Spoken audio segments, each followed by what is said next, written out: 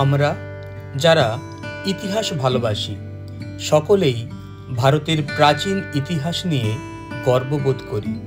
আসলে অষ্টম কিংবা দশম শ্রেণীর পাঠ্যপুস্তকে পড়া হরপ্পা বা মহেঞ্জোদারো সভ্যতা কোনোটি আমাদের বাংলার প্রাচীন সভ্যতা নয়। বাংলার হারিয়ে যাওয়া এক সুপ্রাচীন সভ্যতার নিদর্শন তাম্রলিপ্ত সভ্যতা। আজ থেকে প্রায় ৩,০০০ বছর আগে তাম্রলিপ্ত সভ্যতা শুধু ভারতে নয়, বিশ্বের দরবারেও সুপরিচিত হয়ে উঠেছিল।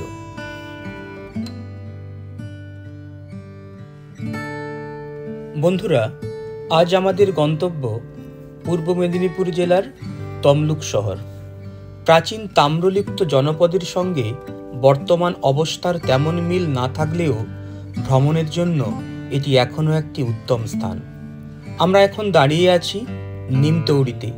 ১১৬ নম্বর জাতীয় সড়ককে অতিক্রম করে আমরা যাব তমলুক।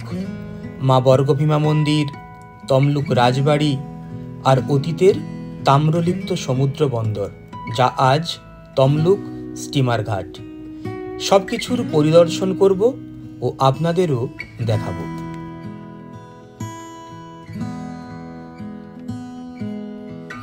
বাসে বা ট্রেনে খুব সহজেই এখানে আসা যায়।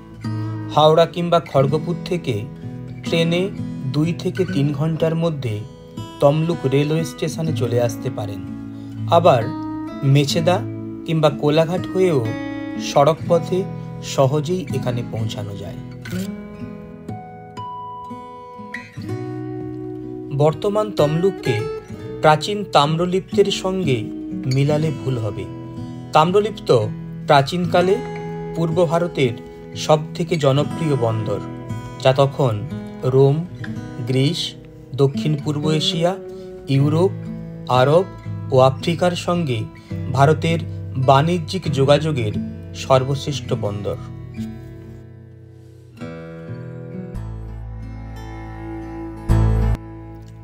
বন্ধুরা, এখন আমরা রয়েছি তমলুকের ধারিন্দা রেলগেটের কাছে। আর খানিকটা দূর গেলেই পড়বে তমলুক চৌরাস্তার মোড়, যেখানে রয়েছে জেলার সদর হসপিটাল, এখন তা আবার তমলুক মেডিকেল কলেজ। আজ আমাদের প্রথম গন্তব্য মা বর্গভীমার মন্দির। আমরা প্রায় চলে এসেছি। সামনেই মা বর্গভীমা মন্দিরের সিঁড়ি।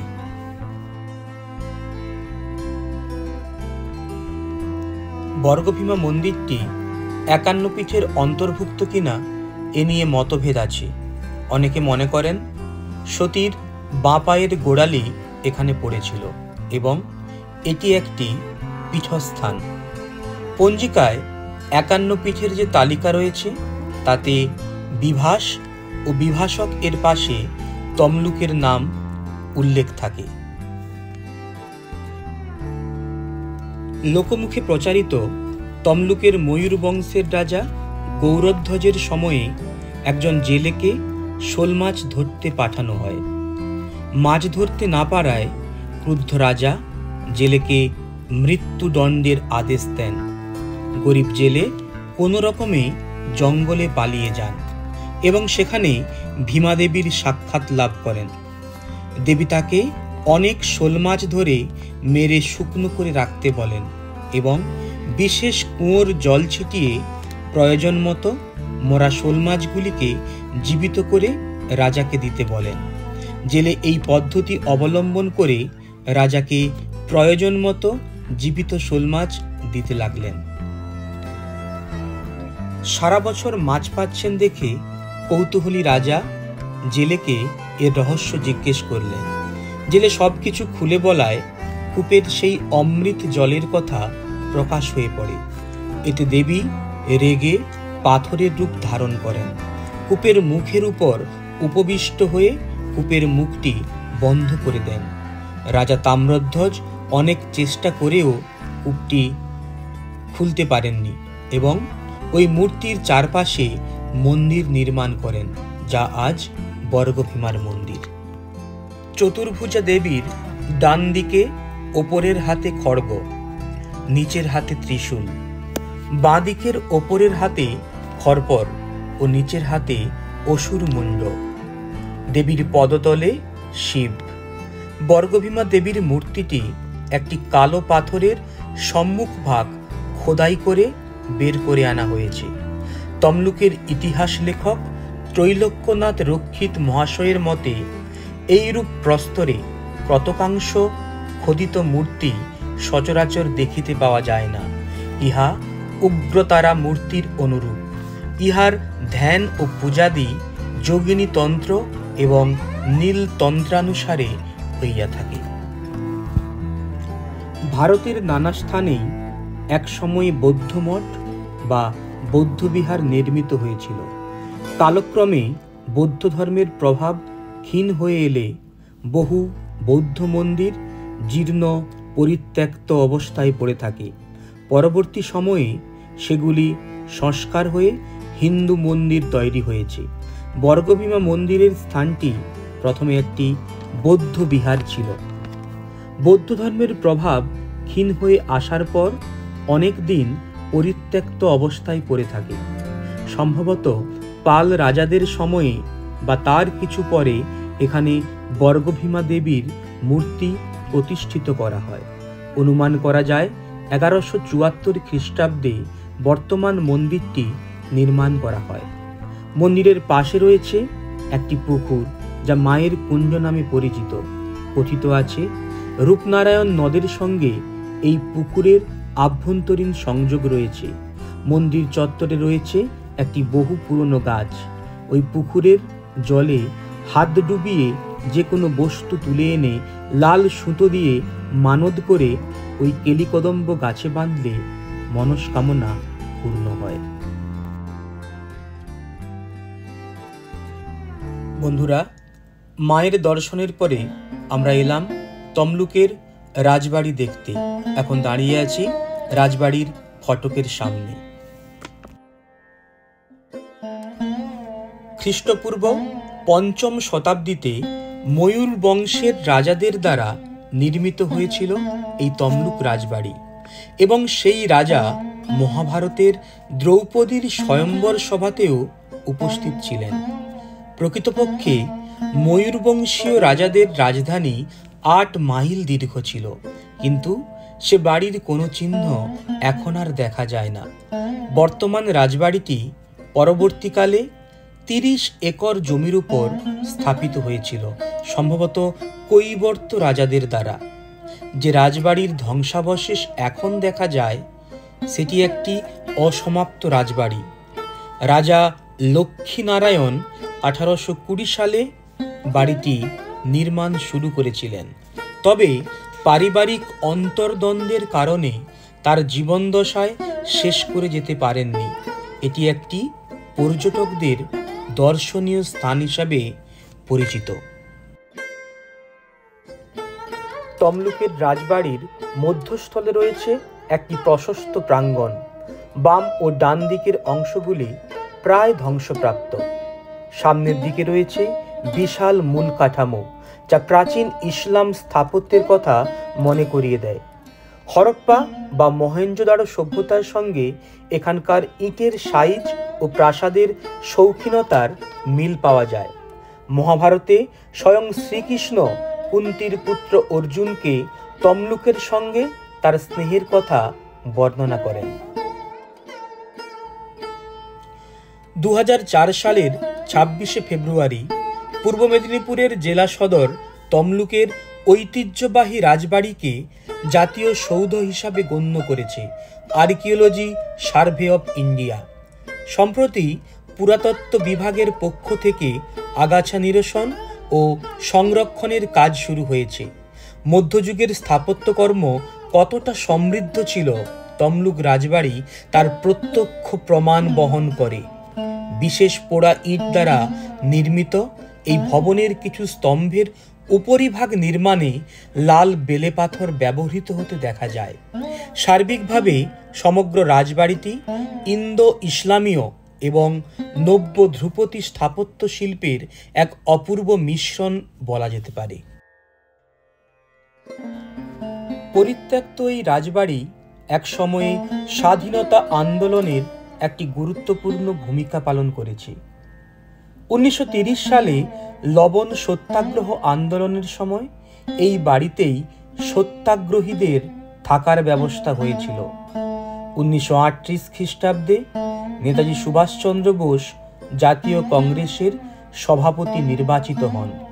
সেই বৎসর 11 এপ্রিল তমলুকে তার একটি সভার আয়োজন করা হয়। ইংরেজরা এই সভা বন্ধ করার জন্য অনেক চেষ্টা করে, কিন্তু তমলুকের রাজা সুরেন্দ্র নারায়ণ ও তার 2 ছেলে ইংরেজদের চাপের কাছে মাথা নত না করে রাজবাড়ির সামনে আমবাগানে নেতাজি সুভাষচন্দ্র বোসের সভার বন্দোবস্ত করেন, যে আমবাগান আজ রাজগ্রাউন্ড নামে পরিচিত।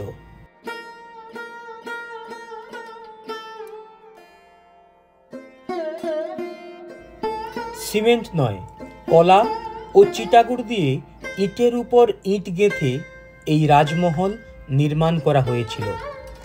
রাজবাড়ির ধ্বংসাবশেষের পাশেই রয়েছে বিশাল আকারের পুকুর, নাম ঘাটপুকুর। রাজা তাম্রধ্বজ পুকুরটি খনন করার পর ইট দিয়ে বাড়ি তৈরি করেন। পরিবারের সবাইকে নিয়ে প্রতিষ্ঠার কাজে যখন তিনি ব্যস্ত ছিলেন, তারপর এমন সময় অকস্মাৎ বাড়িরাশি সমুদ্রগত হইয়া তাহাদিগকে নিমজ্জন করিয়া ফেলে। অর্থাৎ হঠাৎ করে সেই পুকুর থেকে প্রচুর পরিমাণে জল নির্গত হয় এবং সেই জলেই শুধু রাজা তাম্রধ্বজ নয়, তার পরিবারের প্রত্যেকটি সদস্যই মারা যায়। এই জল কি দিঘির জল, না রূপনারায়ণের জল, না সমুদ্রের জল, তা জানার কোনো উপায় আর আমাদের কাছে নেই।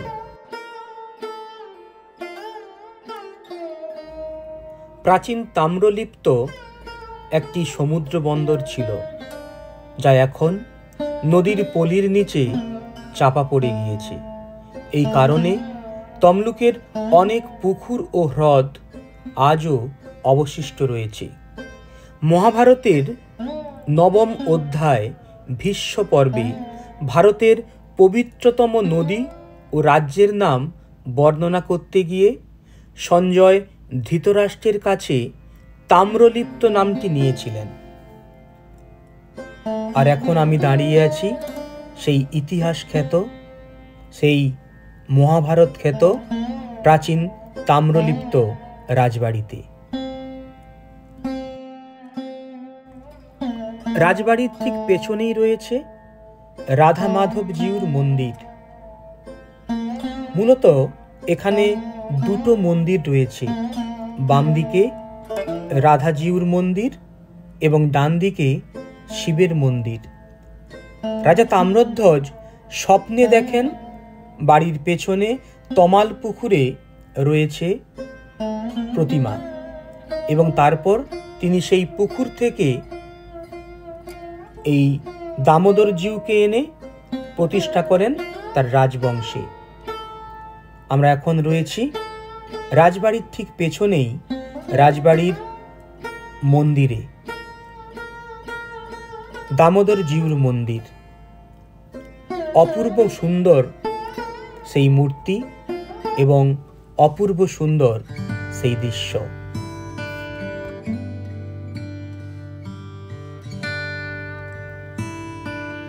সন্ধে প্রায় হয়েই আসছিল, তাই দেরি না করে আমরা রাজবাড়ি পরিদর্শন সম্পূর্ণ করলাম। এরপর আমাদের গন্তব্য তমলুক স্টিমার ঘাট। তমলুক একটা সময় তাম্রলিপ্ত বন্দর হিসাবে পরিচিত ছিল, কিন্তু এখন আর সেই বন্দর নেই। সমুদ্র এখন অনেক দূরে সরে গিয়েছে, এখন রয়েছে রূপনারায়ণ নদ। আমরা স্থির করেছি আজকের বিকেলের সময়টা অতিবাহিত করব তমলুক স্টিমার ঘাটে।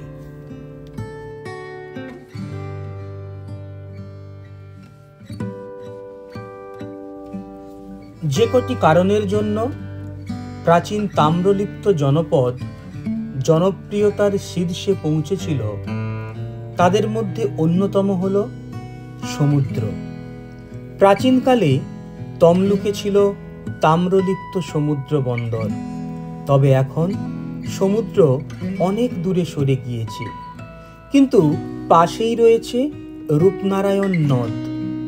সারাদিন ইতিহাসের মধ্যে থেকে বিকেলে সময় কাটানোর উপযুক্ত স্থান এই তমলুক স্টিমার ঘাট। শান্ত বেলাভূমি, ঊষর প্রান্তর আর অগাধ জলরাশি সারাদিনের ক্লান্তিকে দূরে সরিয়ে দিনটিকে উপভোগ্য করে তুলবে। তবে নদীর পাড় অনেকখানি মজে যাওয়ার জন্য গ্রীষ্মকালে ঘাটে জল লাগে না। তবে পায়ে পায়ে ঘাসে ঢাকা জমিতে এগিয়ে গেলেই চোখে পড়বে ডলফিনের ডিগবাজি, আর অপরদিকে দিগন্তের নিচে ঝুলে থাকা হাওড়া জেলা। তাছাড়া জাহাজ, স্টিমার, ভটভটি তো হাতছানি দিয়ে ডাকবেই। নদীর রূপ, সৌন্দর্য আমাদের প্রতিনিয়ত আকর্ষণ করে আর নতুন করে ভালোবাসার উদ্দীপনা জাগায়। মোবাইল কিংবা ল্যাপটপে যেমন একটি রিস্টার্ট বাটন থাকে, আমাদের তেমনি কোনো বাটন থাকে না। তবে ছোট্ট একটি ভ্রমণ সবকিছু নতুন করে শুরু করার প্রেরণা যোগায়। সবুজ মখমলে গালিচা, খোলা প্রান্তর আর রূপনারায়ণ নদ সকল ক্লান্তি আর গ্লানিকে দূরে সরিয়ে সতেজ আর এক বুক তাজা বাতাস নিয়ে আমরা বাড়ি ফিরেছিলাম। সপ্তাহের শেষে কিংবা দিনান্তে আপনিও ঘুরে যেতে পারেন এই ঐতিহাসিক শহর তমলুকে। বন্ধুরা, সকলকে জানাই এক নদী ভালোবাসা ও অভিনন্দন। আজ আমিও ঘুরলাম, আপনাদেরও মানসপটে ঘোরালাম। সকলের কাছে বিনীত অনুরোধ, আপনারা আমার এই চ্যানেলটিকে সাবস্ক্রাইব করুন ও শেয়ার কমেন্ট করে ভরিয়ে দিন। বন্ধুদেরও শেয়ার করতে ভুলবেন না। সকলকে অসংখ্য অসংখ্য ধন্যবাদ।